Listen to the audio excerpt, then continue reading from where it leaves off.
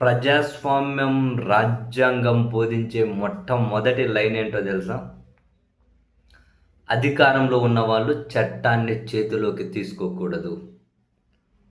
ఒకవేళ అలా తీసుకుంటే పోలీస్ వ్యవస్థ, న్యాయ వ్యవస్థ కలిసి వాళ్ళను దారిలో పెట్టాలి.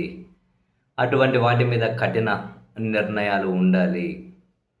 అధికారంలో ఉన్న వాళ్ళకి చట్టం ఎప్పుడు చుట్టం కాకూడదు అని ఇన్ని దశాబ్దాల నుంచి భారతదేశంలో నడుస్తున్నటువంటి రూల్ ఆఫ్ లా. కానీ ఆంధ్రప్రదేశ్లో పోలీసుల సమక్షంలోనే మాజీ మంత్రులుగా పనిచేసిన వాళ్ళ మీద దాడులు జరుగుతూ ఉంటే, పోలీసుల సమక్షంలోనే పెట్రోల్ బాంబులేసి ఇల్లు తగలబెడుతూ ఉంటే, పోలీసుల సమక్షంలోనే దాడులు బరితెగింపులు చేస్తూ ఉంటే, మరి ఆ బాధితులు అనబడే వాళ్ళు ఎక్కడికి వెళ్ళాలి? ఎక్కడికైనా వెళ్ళే అవకాశం ఇవ్వకుండా వాళ్ళనే మళ్ళీ జైలుకు పంపుతూ ఉన్నారు. ఎక్కడికి వెళ్ళాలి బాధితులు అనబడే వాళ్ళు? అంటే ప్రజాస్వామ్యం, చట్టం, రాజ్యాంగం అత్యంత ప్రమాదంలో ఉంది కదా. ఎవరన్నా దాడి చేస్తే పోలీసుల దగ్గరకు పోతారు. పోలీసుల సమక్షంలోనే దాడులు జరిగితే ఎక్కడికి వెళ్ళాలి? ఇటువంటప్పుడే ప్రజాస్వామ్యవాదులు, తటస్థులు, మేధావులు అనబడే వాళ్ళు, ఇటువంటి వాళ్ళందరూ కూడా బయటకు రావాలి. ఈ సంఘటనల మీద నోరిప్పి తీవ్రంగా ఖండించాలి. ఎక్కడికక్కడ వీటి మీద రౌండ్ టేబుల్ సమావేశాలు ఏర్పాటు చేయాలి, ర్యాలీలు తీయాలి. కాదు అంటే కనీసం వాళ్ళ గొంతు వినిపించడానికి ఏదో ఒక వేదికనైనా కూడా ఎంచుకోవాలి. ఆంధ్రప్రదేశ్లో అది జరగడం లేదు. శిక్షించాల్సిన పోలీసులే సాక్షులుగా ఉన్నారు. న్యాయస్థానాల దగ్గరకైతే మాత్రం ప్రతిసారి పోలీసుల మీద ఆగ్రహం, ఆవేశం, ఆవేదన, విస్మయం, ఆశ్చర్యం అక్షింతలు వేసే దగ్గరే ఆగిపోతూ ఉంది. స్వయాన పాలకులే దగ్గరుండి దాడులు చేయిస్తున్నారు అని ప్రజాప్రతినిధులైన ఎమ్మెల్యేల భర్తలే స్వయాన దీంట్లో పాల్గొంటూ ఉన్నారు. మరి ఇటువంటి దారుణాలు అడ్డుకట్టపడకపోతే ప్రజాస్వామ్యం, రాజ్యాంగం అనేది పుస్తకాల్లో మాత్రమే చదువుకోవాలి. ఈ మొత్తం ఎపిసోడ్లో మరింత బాధాకరం ఏంటి అంటే, కొందరు మేధావుల ముసుగులో ఉన్నవాళ్ళు, ఇంటెలెక్చువల్స్ ముసుగులో ఉన్నవాళ్ళు, ప్రజాస్వామ్యవాదుల ముసుగులో ఉన్నవాళ్ళు ఇదేదో వైసీపీ తెలుగుదేశం పార్టీ గొడవగా చూస్తూ ఉన్నారు. వైసీపీ తెలుగుదేశం పార్టీకి సంబంధించిన రాజకీయ గొడవ కాదు ఇది. ఇది పూర్తిగా పోలీసుల సమక్షంలో ఇళ్లను తగలబెట్టడం, పోలీసుల సమక్షంలో దాడులు చేయడం రెండు పార్టీల గొడవలా అవుతుంది. ఇది వ్యవస్థలను కొలాప్స్ చేయడం అవుతుంది. వ్యవస్థలను పూర్తిగా ధ్వంసం చేయడం అవుతుంది.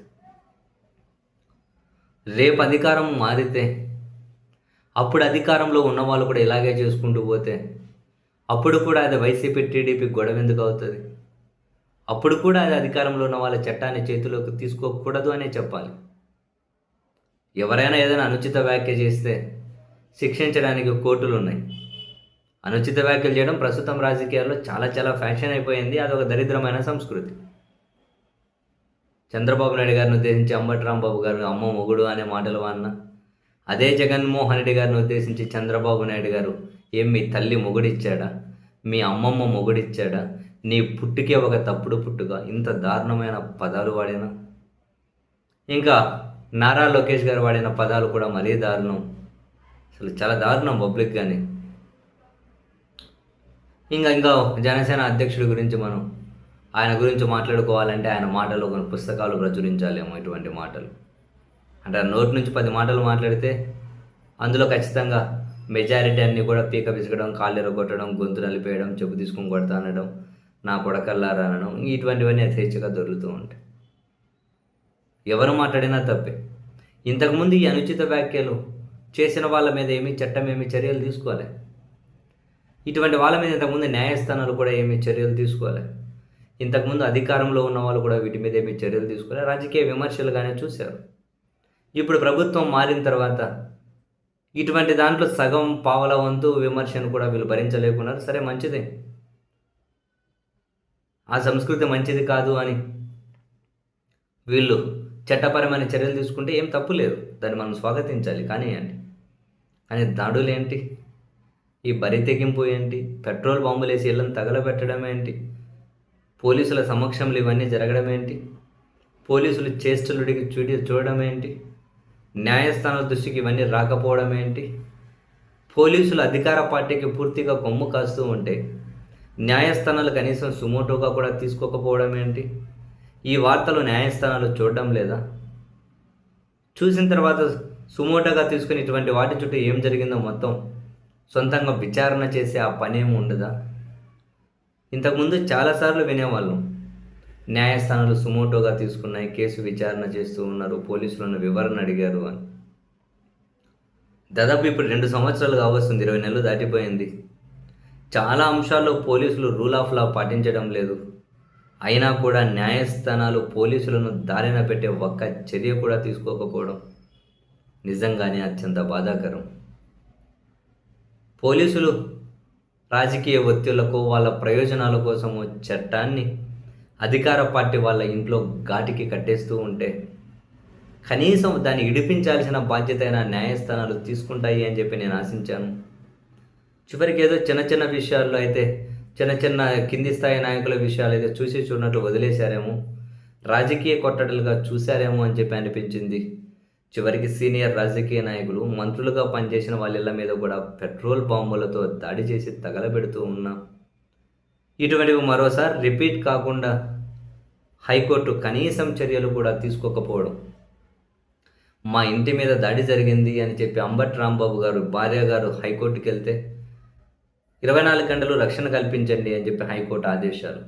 మరి ఇప్పటికే తగలబడిపోయిన ఇల్లు, కార్లు, ఇప్పటికే దాడికి గురైన వాళ్ళ ఇల్లు, మా ఇంటికి రక్షణ లేదు, రక్షణ కల్పించండి అని జోగి రమేష్ కొడుకు హైకోర్టుకి వెళ్తే 24 గంటలు రక్షణ కల్పించండి అని హైకోర్టు ఆదేశాలు. ఇప్పటికే వాళ్ళ ఇంటి మీద పడ్డ పెట్రోల్ బాంబులకు సమాధానం. రేపు ఇంకో మినిస్టర్ మీద పడితే, సరే ఇంకో మాజీ మంత్రి మీద పడితే, ఇంకో సీనియర్ నేత మీద పడితే, అప్పుడు వాళ్ళు మళ్ళీ మాకు రక్షణ కావాలని చెప్పి కోర్టుకి వెళ్తే అప్పుడు 24 గంటలు రక్షణ కల్పించడని చెప్పి అప్పుడు మళ్ళీ కోర్టు ఆదేశాలు ఇచ్చుకుంటూ పోతుంది. ఇటువంటివి రిపీట్ కాకుండా చర్యలు తీసుకునే ఆ అధికారం కూడా న్యాయస్థానాలకు లేదా? తెలియడం లేదు. కానీ ఒకటైతే ఫ్యాక్ట్, వ్యవస్థలను కాపాడాల్సిన వ్యక్తులే ఆ వ్యవస్థలను ధ్వంసం చేస్తూ ఉంటే ఎవరు అధికారంలో ఉన్నా కూడా రాష్ట్ర ప్రయోజనాల కోణంలోనే పనిచేయాలి, విధానపరమైన నిర్ణయాల చుట్టే చర్చ జరగాలి, ప్రజాస్వామ్యం, చట్టం, రాజ్యాంగ బలోపేతమే ఈ దేశంలో ప్రతి పౌరుడి హక్కు కాపాడగలుగుతుంది అని చెప్పి బలంగా నమ్మే నాలాంటి వాళ్ళకు మాత్రం డిఫైన్ చేయలేనంత బాధ కలుగుతూ ఉంది.